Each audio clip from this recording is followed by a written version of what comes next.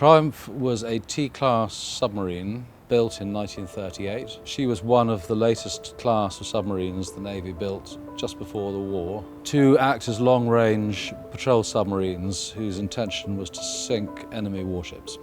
And the trouble with submarines is that they spend their lives hidden underwater. They don't radio home all the time to tell their boss where they are. So quite often when they sink during that patrol, no one knows what happened to them. Triumph was found a year ago, and that allowed us to organise this celebration. For as long as I can remember, there's always been an empty gap in my family map. And everyone who's come into the Families Association, about 200 people over the last 15 years, has arrived with that same hole. Some lost parents, some lost grandparents, some lost their partner. But it's still a hole, and you think, I need to fill that hole. I want to know the answers. I was named after my uncle, who was George Waterall. He was 18 years and 1 month. He'd never been on a submarine before, and this was his first mission. I think very unlucky, the wrong time, the wrong place. Our connection to Triumph is through our mum, and it was her uncle Len, who sadly died, serving on HMS Triumph. Our relative on HMS Triumph was able seaman William Paul. This is Richard Terence Crummy. My uncle was Alfred Davis. Our relative is William White. Stoker Herbert Gates. Petty Officer Robert James Theobald. Lieutenant Michael Jan Britt. My uncle Patrick Oakley. I'm coming personally to remember my uncle Robert Don.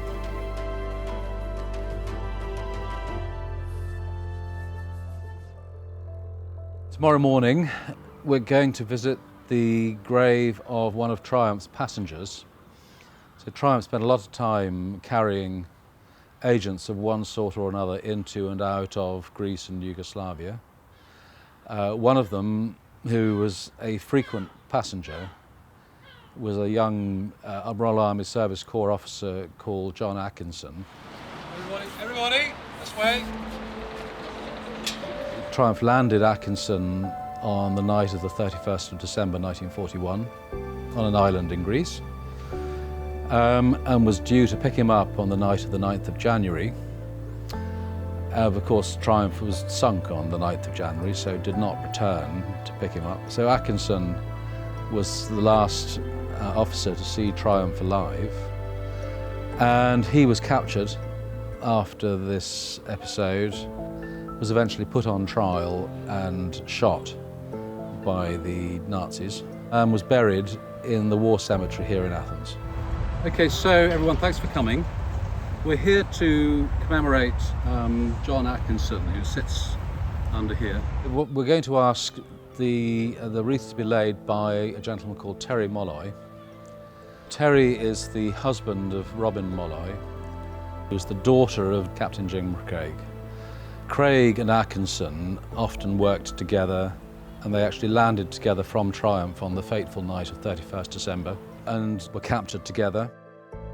He made a statement towards the end to the Germans and the Italians that enabled some of his fellow prisoners, my father-in-law was one, to escape the death penalty. He took responsibility for some of the actions, and that showed incredible bravery, and he died with courage and dignity. And we'll just have a minute's silence to recognise his bravery and his sacrifice. John Atkinson died truly, for his country. He showed the hardest type of courage, which is cold-blooded courage, the courage to cold-bloodedly go into a lethal situation for days at a time, knowing that if he made a single mistake, it would cost him his life. And it's important that we acknowledge that. War memorials are terribly sad. I mean, I've been to a number, and you see them, the young soldiers, the sailors, 20, 19, 20, 21, and very often in their thousands who've given up their lives. They're today's for our tomorrow. Yeah, Atkinson was a friend of Triumph. He was a friend of the men in Triumph. They would have seen him as one of them, even though he was an army officer, not a naval officer. So it's good that the families of Triumph come and recognise that and say hello and goodbye and show him and others that he's not forgotten. So when we've done that, we're going to visit a Greek battleship from 1911 that's been preserved in one of the Athenian harbours. The ship is called Averof. She was the largest ship the Greek Navy ever bought, and it's a wonderful ship. It's a wonderful artefact, very atmospheric. And since we're commemorating a submarine, I thought it'd be fun to spend some time clambering over grey steel. The crew in a battleship have infinite light and air. They have quite a lot of mess space. They can wander the decks, they can see the horizon, they can see their enemy, they can swim off the ship if she's not doing anything else particularly busy. Look at the picture over there. Isn't that Captain Braddock from Tampa? In a submarine, you've got 64 men crammed into a space that's slightly larger than a single London Underground carriage. You have men basically sharing bunks, take it turn in turn to share a bunk for sleeping. On a patrol of 20 days, 90% of the crew will not see daylight. They can't take a walk, they can't go for a swim, they're down below, in the engine room, particularly surrounded by heat and noise.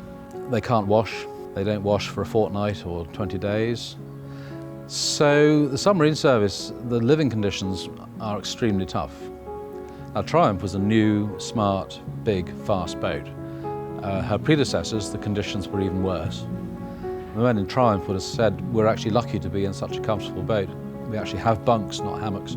So hard lying, and a battleship man would look at a submarine man and go, I'd rather not do that, thank you. The last condition, of course, is that if a battleship sinks in a battle, the men on board have a reasonable chance of getting off and into a life raft or being picked up. If a submarine sinks, even in 1942, usually everybody dies. There were a few sinkings where a couple of men escaped. There were a few sinkings where they were captured and everybody escaped. But the general pattern was, if your submarine is sunk, everybody dies. And they knew that when they went to sea, and that's part of the submariner's cold-blooded courage. On Sunday morning, early, we are going down to the marina at Zia, where we've chartered a 100-ton Turkish-built motor yacht. We're going to be sailed out to the wreck site, about 35 miles. We're going to have a service of remembrance at the wreck site. Welcome aboard for the memorial celebration commemoration cruise of Triumph. It's a huge pleasure for me to have you all here.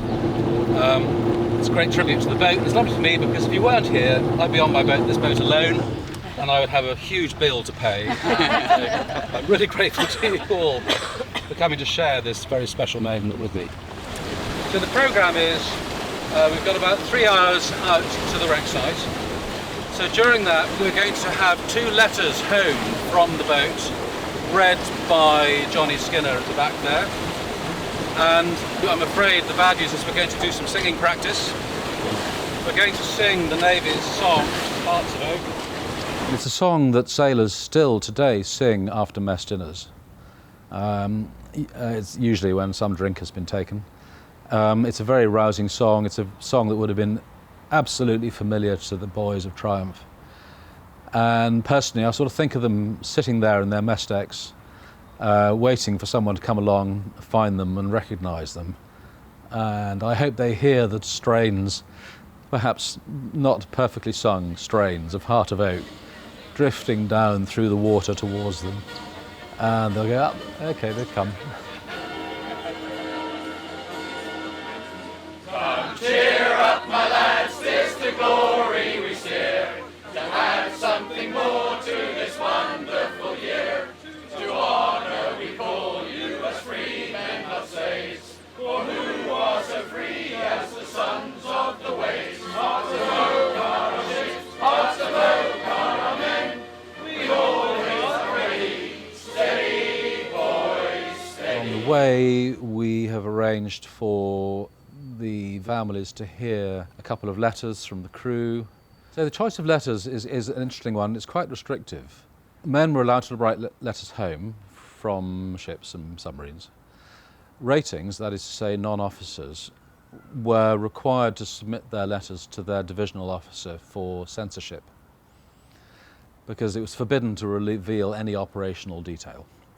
So the few letters that we have from the men of Triumph are quite uninformative about Triumph. You know, they are, how's Ted, what's Dot up to? The officers censored their own letters. Now they worked under the same rules, no operational details, but I think we have a few officers' letters home, and I think that they had quite a sanguine view of their chances of survival, so they seemed to have allowed themselves to bend the operational security rule a little, just to let their families know they were happy, and also to give them a little bit of flavour of life in a submarine. We're lucky to have 2 letters home from Robert Don, who was an officer. One written in March 1941 from Malta, just after he arrived in Malta on his sort of 2nd or 3rd patrol. And one written in November 1941 when he was much more experienced and much more confident and more expressive. And they are very interesting letters, and they're going to be read by Johnny Skinner, who is Robert's great nephew. What's interesting is that Johnny Skinner is 23. He's actually a month older than Robert was when he was killed. How are you feeling? All right, all right. He's not stumped. Talk slowly, talk clearly, and not rush it. It's my aim. A letter from Robert to his cousin Mary. He's written this from Malta, and she lives in Scotland. It's dated the 15th of March, 1941. Mary, your letter, dated the 10th of November, took all but 3 months to reach me, and since that time, I have found myself completely incapable of sitting down to read or to write a letter, even a letter home. In war, letters assume an importance which is almost a responsibility, but letter writing in wartime is a most unsatisfactory pastime because happenings of considerable moment are continually occurring, which may not be written about under any circumstances. I haven't much news about my shore life. The company which I have kept has been almost exclusively male, and my pay has largely been spent at the bar or dinner table with friends and acquaintances of the 3 services. A submarine, and consequently those who serve in her, is always a social asset with the uninitiated, and when played carefully, a trump card for the scrounger. We have been to all sorts of places out of sight of land, and we have lain in wait off ugly coasts and have sometimes watched picturesque, almost fairy tale country, which would be worth a visit in peacetime. I think that I may tell you this of our adventure, that we have had adventures, though none too unhealthy. I regarded myself with a very proper amount of horror when I realised one day recently that I am now enjoying this bloody war. Selfishly, I'll allow you, by living in the present, or at least not worrying my head about the future. War has its bloody awful moments, but what hasn't? Like most people, I look forward to the days of peace and back at the days of peace, though through easier spectacles than they deserve. Do not think that I prefer war. I consider myself a good citizen. I abhor it, but it has its compensations, provided of course that one personally gets away with it. Give my love to Aunt Allie and Uncle Mac the next time that you write to them. I hope that you are a more dutiful correspondent than I am. I find cables a great temptation and so much easier. Rob. That's the first one there. November of 1941, and written from Alexandria. Thank you, Dad, for your aerograph letters, all of which I think have arrived safely in about a fortnight. Since I joined the boat, the enemy have made various attempts to sink us by depth charges, gunfire, bombing, ramming, and indirectly by mines, though as far as I know, not to torpedoes. Mines are such an unknown quantity, and as most of the Mediterranean is a declared minefield, we take little or no notice of them. If we did, we would all have been invalided with anxiety neurosis long ago. Generally speaking, depth charges are not as bad as I have expected, but a bad blitz is worse than anything I have ever known. The din is terrific, like many giants belabouring the hull with many clubs. You hear the crash of the charge, followed by a rushing of water through the submarine's casing. The submarine is shaken heavily, sometimes leaping several feet upward, her bow and stern whipping. The light goes out, and if charges are really close, something goes wrong. These things have to be put right. After our heaviest attack, I found my hair full of dried rats droppings, which had been shaken down from otherwise inaccessible corners. The rats hate it, screaming and rushing about. Thank God we are an unemotional race. The British matelet appears to be able to stand anything, and fear does not rob him of his efficiency or humour. Love to you all, and a good Christmas, Robert. I steal that one for you. Cheers. The next thing is, we're now sailing over the spot of one of Triumph's attacks. So in 10 or 15 minutes, if you'd like to gather in the aft, the quarterdeck, I've got the chart and the log, and we can just walk through the steps of that attack. On the 25th of October 1941, Triumph carried out a very successful attack against a convoy. Cuddle right up, cuddle, small ones in the front, big ones at the back. And each attack was narrated in the ship's patrol report. So after each patrol, the captain submitted a detailed written report of day-by-day activities. And we're just going to go through a minute-by-minute narration of the attack, what happened and why it happened, and how dangerous it was, just to give everyone a flavour of life in a submarine attack. It really brings home just how frightening it was to carry out that sort of activity.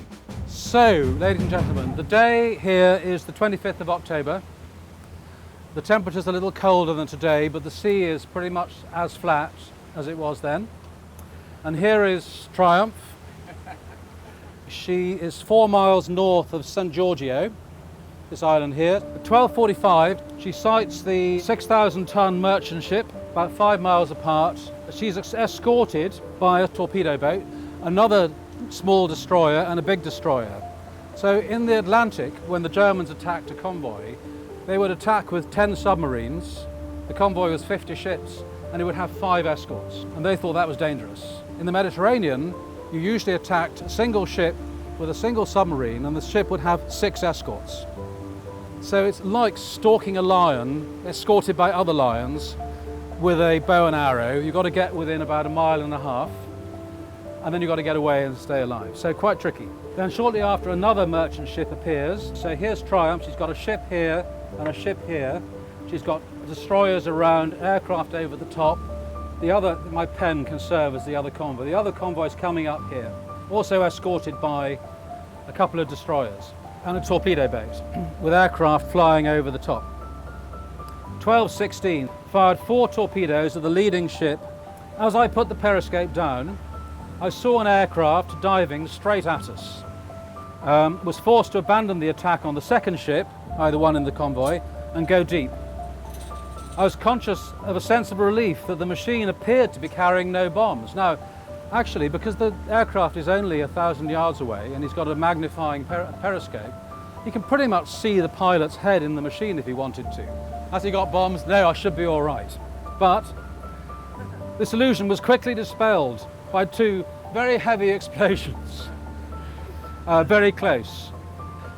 The torpedoes were actually fired at 12:16, 15 seconds, 25 seconds, 40 seconds and 55 seconds. Fire 1, count to 15, so that there's a gap, so they cover more of the length of the ship to allow you to make a mistake when you're doing your calculations. 3 explosions were heard, so 4 torpedoes, 3 hits, which is a great record. These occurred before the depth charging started, because by now the destroyers are over his head searching for him. So the attack contains 73 depth charges. The depth charge was 150 kilos of high explosive. You could hear them go into the water on the boat's sound system with a big splash.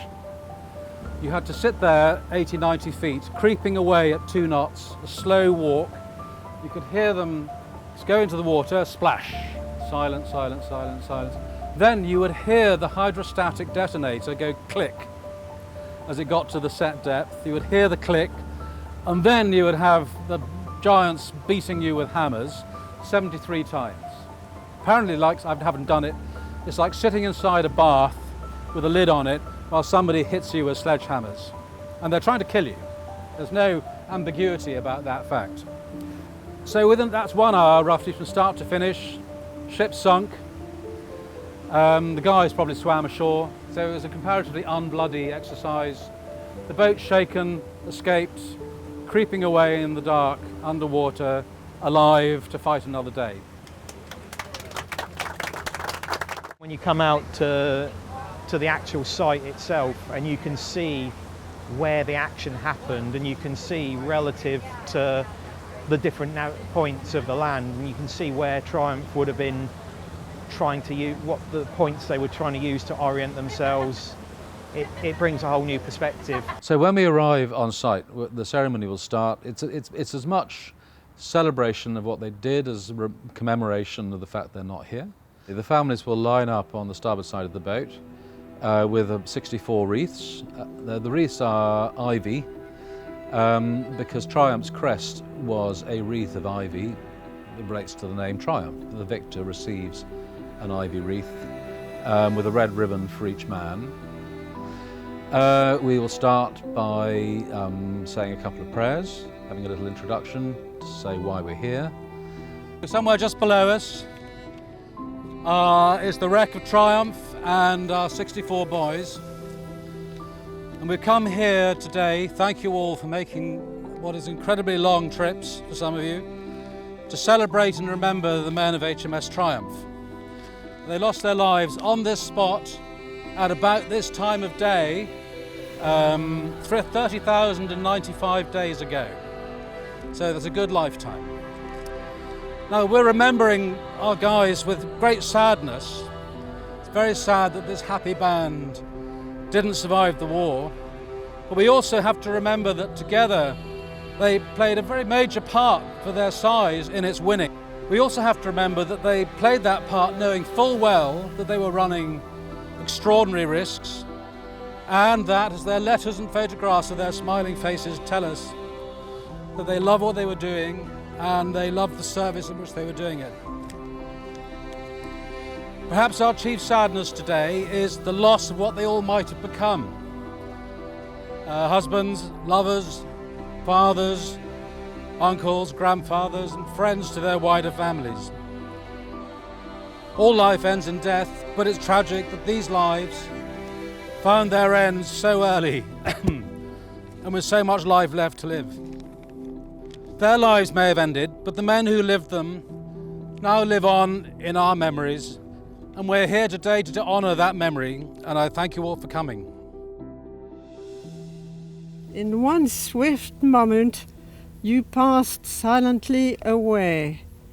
But those of us left here to mourn with countless others the loss of you, our husbands, sons, sweethearts and brothers, see through our tears how truly great was your real glory.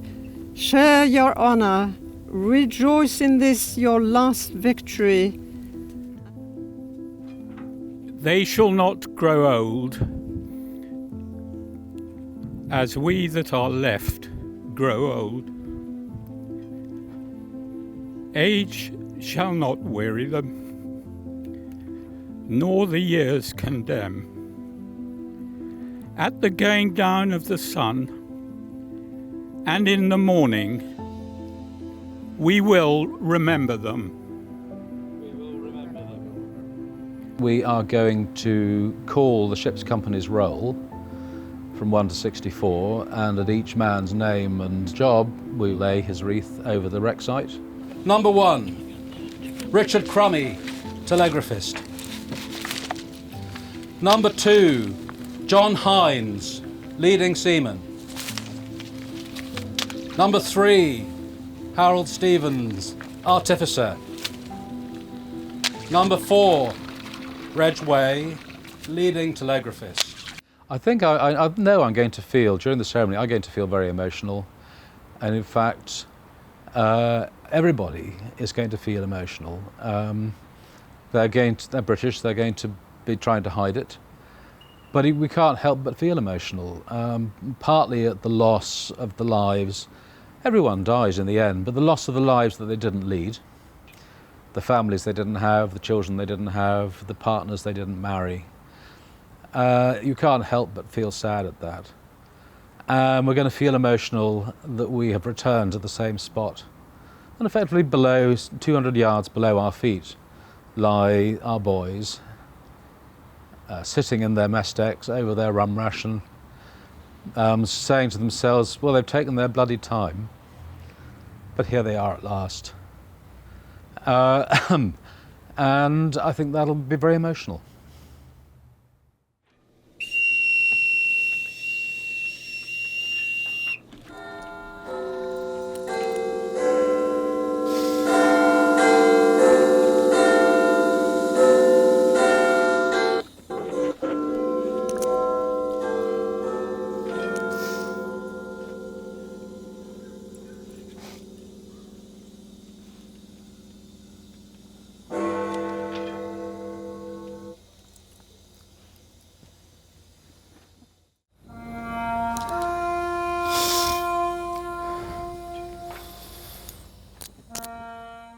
The most memorable part of today is when we all stood and one by one the names were read out and we paid tribute by throwing the wreaths into the water, and just to see them sailing off was a very moving experience. To see those wreaths floating on the water above the submarine where those boys died so many years ago, you know, fighting for us.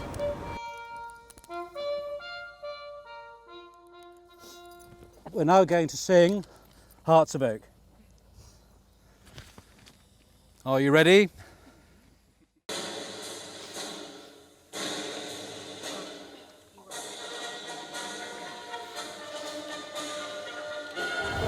I can't explain it because I'm filling up, but it was so special to commemorate each and every one of the crew that was lost. It was nice to support the families that couldn't make it here today. We threw wreaths in for every one of the crew, and to name each one personally was very moving. Like when I came away from that, I started thinking about those guys and all the other guys in previous world wars who've lost their lives, and I felt quite selfish in a way that I thought, and thankful in as much as that I'm able to be who I am today and live the life I lead today because of them. I brought some stones from his home and from the beach where he would have grown up, and I just put those into the water with the reed, and I think there's a connection forevermore between where Patrick died and where many of his family live now and where he lived. So forevermore we have a connection. So it does bring some closure for the living family. It's just unfortunate that my grandfather sadly passed away about 8 years prior, before Submarine was found. So if he was still alive, it would have meant the world to him to come out and to have paid respects to his father and the rest of the crew. Just sadly it wasn't to be. So many memories, and as we were stood, as the wreaths were floating away, my thoughts did go back to over the history. My thoughts were with the submarine, and I also thought of my grandfather, who sadly wasn't here to join us. Can we give 3 cheers for the ship's company of HMS Triumph? Hip hip! Hooray! Hip hip! Hooray! Hip hip! Hooray! Thank you, ladies and gentlemen. You may fall out from memorial stations. Please take your positions aft for the rum ration. Sodomy and the lash will follow. Thank you very much. So the crew of Triumph had a ration of rum provided by the Navy every 24 hours. Most days in a ship, if you're not actually in action and you're not driving the ship, you're not the captain, the officer, the watch, the navigating officer. If you're able seaman Smith, just down the fore ends getting your torpedoes ready, one day is very much like another. And up spirits, which is the point where the rum is issued, is the highlight of your day. And now you form an orderly queue, starting from the right, pick a glass, come on. You won't get your rum if you don't. It's the only alcohol that the boys were allowed to drink at sea. So I thought it was a good thing to resonate with. So we're going to give the families their rum ration and sail home, remembering Triumph and just letting the water pass by. The experience of the rum ration was amazing. I'm very pleased that it was watered down today, but I don't think I'd have managed to drink it if it wasn't watered down. It's quite strong. Yeah, that was interesting. I don't think I'd cut out for a life in the Royal Navy. I'll probably survive. What was it, a quarter of a litre? 50% proof? What are the guys going to do for the rest of the day? Sleep? Rum ration is an important tradition. I enjoyed it. My wife doesn't drink, so I got hers as well. Really appreciate you coming thousands and thousands, 12,000 miles to this. This concludes the ceremony of the day. Lunch will arrive soon if you're staying awake. We might have a swim on the way back. We wave goodbye to the boys and only have to say, God save the King. I hope everyone get closure, which is very important. We'll all feel much happier after we get back. In a way, we're creating a new family of a sort. And for me, I will get the end of a very long quest. Quests are always fun and entertaining until they end. But I've been looking forward to the end for 50 years. Longer actually, 60 years.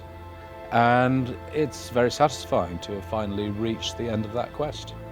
Today's made me feel very emotional and obviously very proud. For people to come from all around the world to remember their family members on the boat has been fantastic. It brings closure to a chapter of the family history. My grandmother got a telegram to say that her son, who was on this submarine, HMS Triumph, was lost.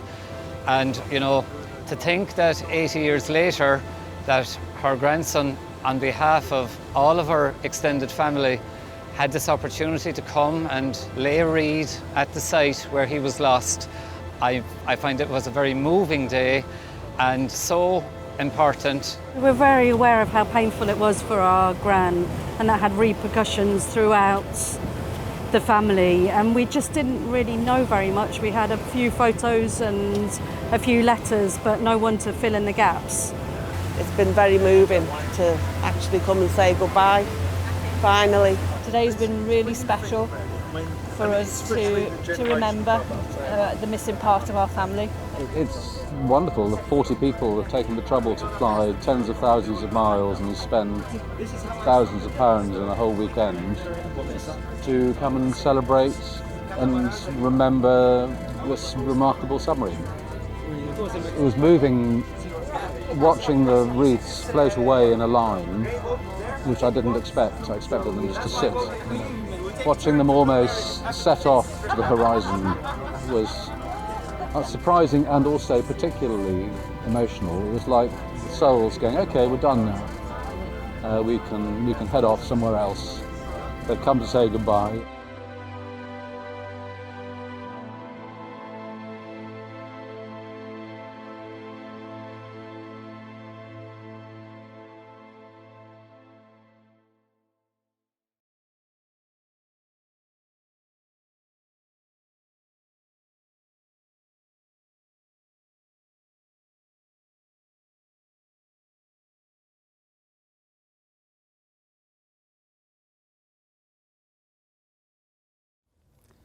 Number 5, Ernest Wilson, stoker. Number 6, Harry Bowles, stoker. Number 7, Patrick Coakley, leading stoker. Number 8, William Goddard, stoker. Number 9, Ronald Neville, able seaman. Number 10, Arthur Collins, lieutenant. Number 11, Jeff Brown, able seaman. Number 12, Walter Harding, stoker. Number 13, Richard Howard, able seaman. Number 14, Luther Jones, able seaman. Number 15, Christy Kelly, stoker. Number 16, John Cairns, leading seaman. Number 7, Colin DeFay, Petty Officer. Number 18, Leonard Esau, Able Seaman. Number 19, William McGee, Stoker. Number 20, George Newby, Leading Seaman. Number 21, John Taylor, Leading Stoker. Number 22, Alf Child, Bombardier. Number 23, Archie Cochrane, Petty Officer. Number 24, Herbert Russell, Artificer. 25, Clive Seven, Corporal. 26, Harl Stone, Telegraphist. 27, Billy White, Telegraphist. 28, John Underwood, Able Seaman. 29, Tom Kilty, Leading Seaman. 30, Arthur Robinson, Leading Stoker. 31, Donald Hutchison, Leading Seaman. 32, Fred Lancaster, Leading Seaman. 33, William Ranson, Stoker. 34, Edward Connor, Able Seaman. 35, Cornelius O'Brien, Leading Cook. 36, Michael Jambrin, Lieutenant. 37, Alf Peterkin, Lieutenant. 38, James Wormsley, Leading Steward. 39, Frank Collison, Petty Officer. 40, William Dempster, Artificer. 41, Tommy Phillips, Chief Artificer. 42, Claude Baxter, Leading Stoker. 43, Bert Gates, Stoker. 44, Fred Wilkinson, Artificer. 45, George Clements, Able Seaman. 46, Alf Davis, Leading Seaman. 47, George Waterall, Midshipman. 48, Dennis Wright, Lieutenant. 49, John Glenn, Artificer. 50, William Neville, Able Seaman. 51, George Cross, Able Seaman. 52, Raymond Wilson, Able Seaman. 53, John Turner, Stoker. 54, Robert Don, Lieutenant. 55, Reg Knott, Chief Petty Officer. 56, Edric Rosendale, Stoker. 57, Arthur Biggleston, Chief Artificer. 58, Cyril Sheldon, Petty Officer. 59, Robert Theobald, Petty Officer. 60, William Hall, Able Seaman. 61, George Harrison, Able Seaman. 62, Wilfred Stockham, Chief Stoker. 63, Walter Wickham, Petty Officer. And 64, Johnny Huddart, Lieutenant.